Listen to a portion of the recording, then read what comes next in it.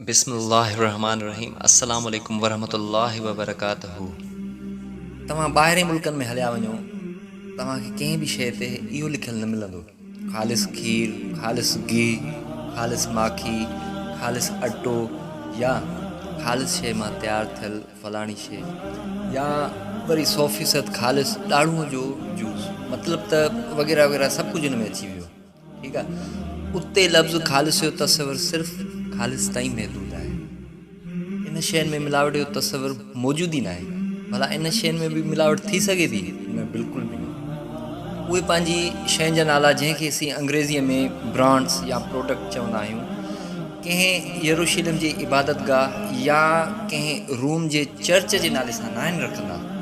मज़हबी जज़्बात जो फ़ाइदो वठी वधि खां वधि मुनाफ़ो कमाइणु, इहो इन्हनि जे लाइ तमामु ख़राबु ॻाल्हि आहे।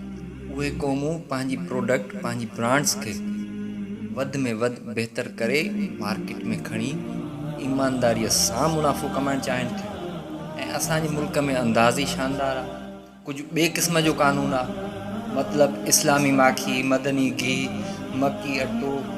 मतिलबु त तव्हां पंहिंजे जेकॾहिं चो तरफ़ ॾिसो त कुझु अहिड़ियूं प्रोडक्ट आहिनि, कुझु अहिड़ा ब्रांड्स आहिनि जेके इस्लामी नालनि सां यानी कि जोड़िया वेंदा आहिनि।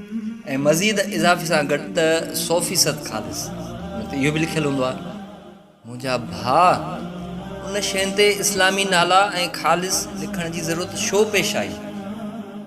छो त हिते हर तरफ़ धोखेबाज़ी आहे, हिते हर तरफ़ कूड़ आहे, हिते हर तरफ़ मिलावट ई मिलावट आहे। हदीस शरीफ़ में आहे त जंहिं मिलावट कई उहो असां मां न आहे। अल्लाह साईं असांखे हिदायत नसीब करे ऐं नेक राह ते हलण जी तौफ़ीक़ अता फ़रमाए। आमीन।